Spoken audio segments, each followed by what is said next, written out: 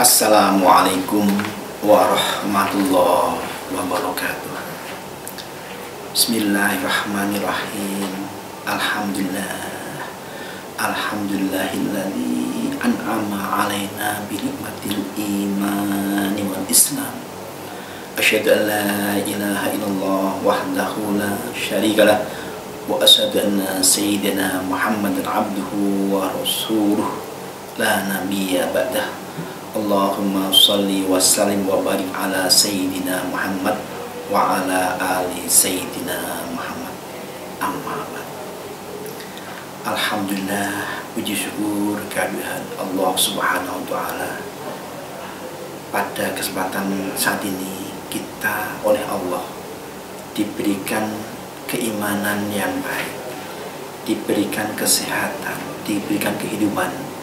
Dan alhamdulillah pada saat ini kita bisa ikut memasuki bulan yang penuh berkah, bulan yang penuh ampunan, yaitu di bulan Ramadan. Untuk itu mari kita bersama-sama bersyukur kepada Allah SWT dengan baca hamdalah alhamdulillahirabbil alamin. Selanjutnya sholawat dan salam senantiasa kita haturkan kepada Nabi Agung Muhammad SAW. Sungguh beliau adalah manusia terbaik yang kita berharap bagaimana kehidupan beliau senantiasa kita mampu mengikutinya dengan sebaik-baiknya, agar kita tertuntun jiwa kita, pikiran kita, ibadah kita, sehingga kita senantiasa dalam real kehidupan sesuai dengan aturan-aturan dari Allah Subhanahu wa taala dan keteladanan Nabi Muhammad SAW. Para pemirsa yang dibahagiakan oleh Allah, yang dimuliakan oleh Allah, beberapa hari dalam bulan Ramadan tentu kita akan berupaya untuk melaksanakan ibadah bulan Ramadan dengan sebaik-baiknya. Yang hakikinya dalam kegiatan Ramadan itu adalah merupakan suatu kegiatan yang terpaket dalam satu bulan penuh untuk bagaimana kita bisa melaksanakan ibadah dengan sebaik-baiknya. Siang hari kita melaksanakan puasa, malam harinya kita banyak melaksanakan ibadah tarawih dan sebagainya. Tentu Allah memberikan syariat kepada manusia agar manusia menjadi manusia yang beriman dan bertakwa dengan sepenuh-penuhnya, agar kelak mendapatkan ridhonya dan mendapatkan surganya. Amin Allahumma amin. Para pemirsa rahimakumullah, di dalam pelaksanaan Ramadan atau dalam pelaksanaan puasa, kadang-kadang terjadi ada di antara saudara kita yang karena sesuatu hal tidak bisa melaksanakan puasa. Maka dari itu kita tentu harus mengetahui apa yang harus dilakukan andai kata kita meninggalkan puasa di siang hari. Allah telah menyampaikan lanjutan daripada perintah Allah,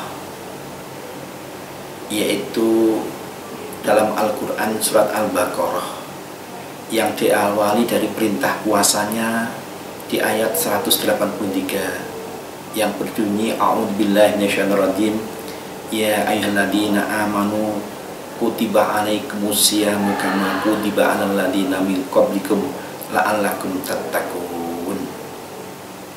Di situ kemudian ada tambahan ayat yang terkait dengan bagaimana kalau seseorang itu tidak bisa melaksanakan puasa dan bagaimana menggantinya.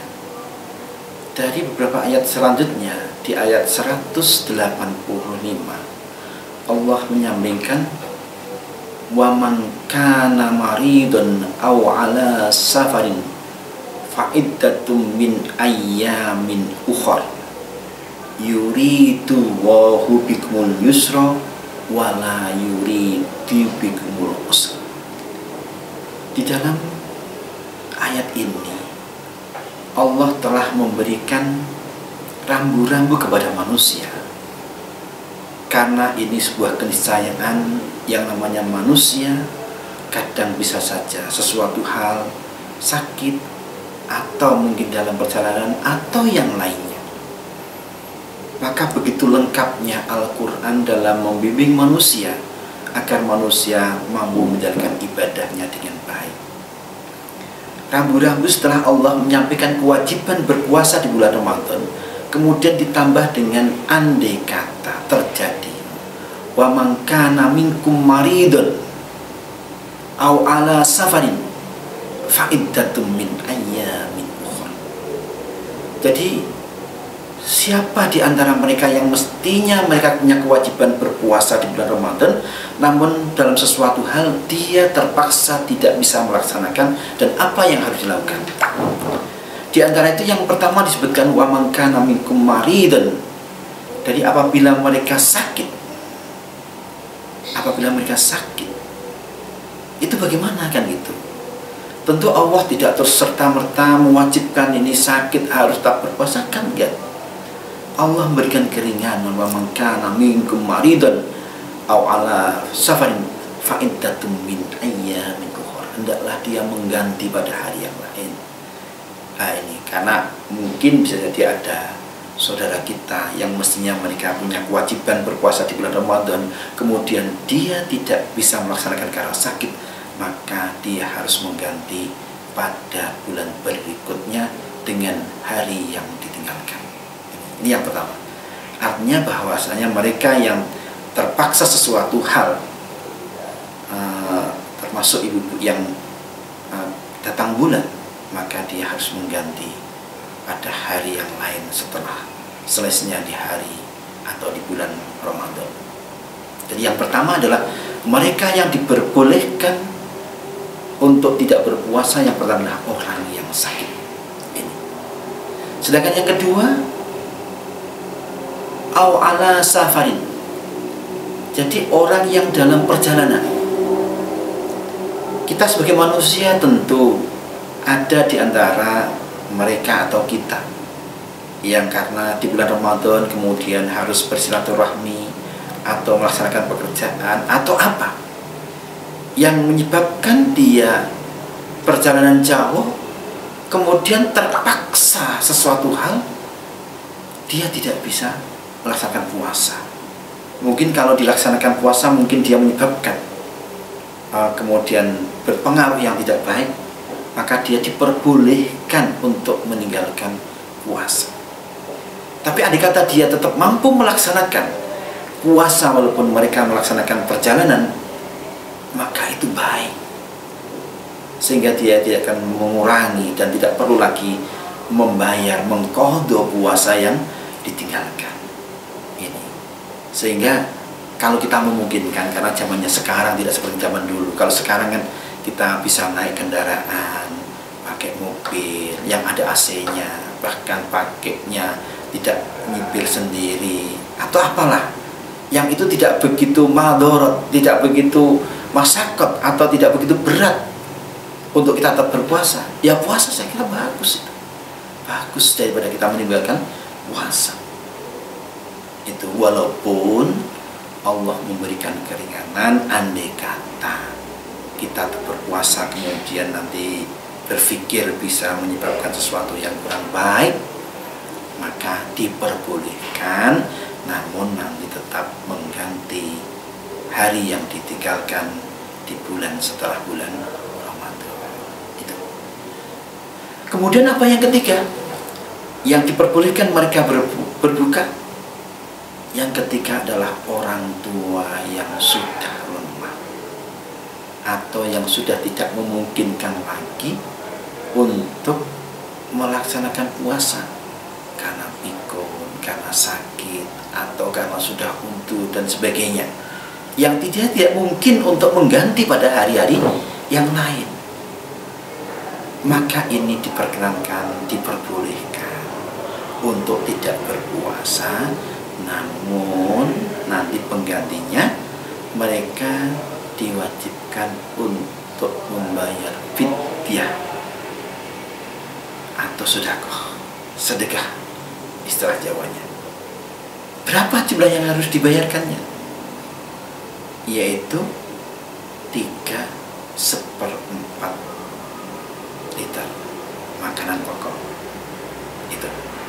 Jadi itu nanti yang untuk dilakukan agar apa?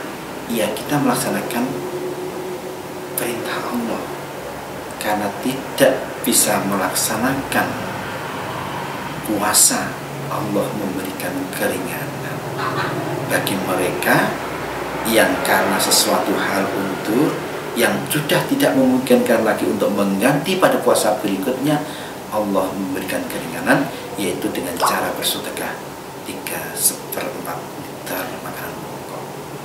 Ini ya, itu yang nanti harus dilaksanakan agar mereka mendapatkan pahala dari Allah SWT. Sedangkan yang keempat, yaitu mereka yang diperbolehkan untuk berbuka puasa adalah orang yang hamil atau orang yang menyusui.